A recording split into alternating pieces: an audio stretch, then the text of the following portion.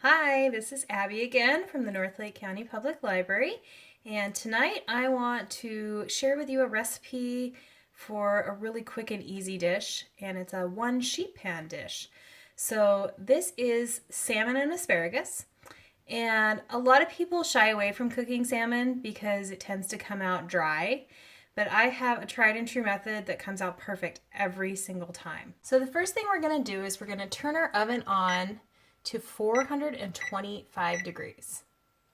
And we're gonna preheat. So when my oven is preheating, I go ahead and get my salmon ready. So I use a half sheet pan. These are great, and you can find them at any kitchen supply store or online, and sometimes even just in the regular stores.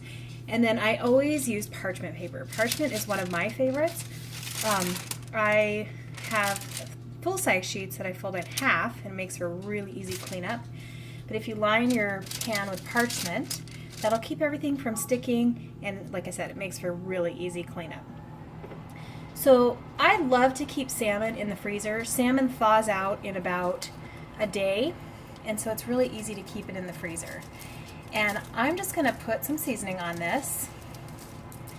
And if you can use any seasoning you want, dill is really popular with salmon. And then there are two ways you can top it. So you could mix a little butter with dill and then put that on top, just right on the top of the salmon. It'll just melt over it as it bakes. If you want a little lighter version, I like to use lemon slices. So I just have 2 slices here, and I'm just going to place those on my salmon fillet.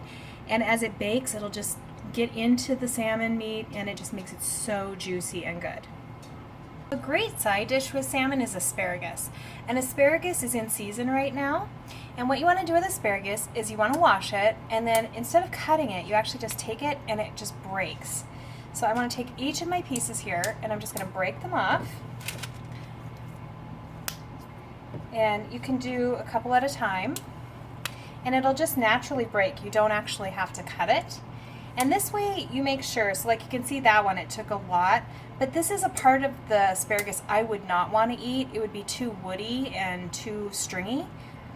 So it just kind of naturally lets you know where the good stuff is and where the hard stuff is that you don't want to eat. So I've got those, and I'm just going to put them down single layer on my baking sheet here. And then to those, I'm just going to drizzle a little bit of olive oil. I don't need too much.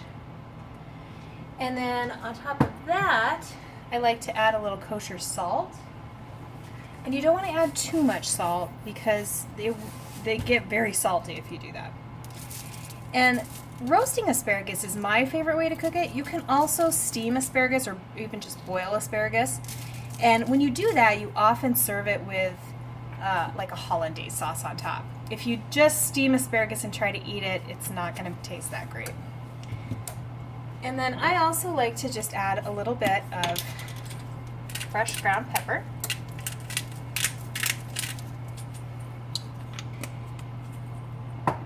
And then I'm just going to use a knife here, knife that I used to cut the lemon, and just kind of gently mix this up just so that kind of try to get as many sides of the asparagus into the oil as I can. And then that'll help the salt and pepper stick to it as well. Okay, so our oven has come up to the right temperature. So now we're going to pop our baking tray in, our salmon and asparagus.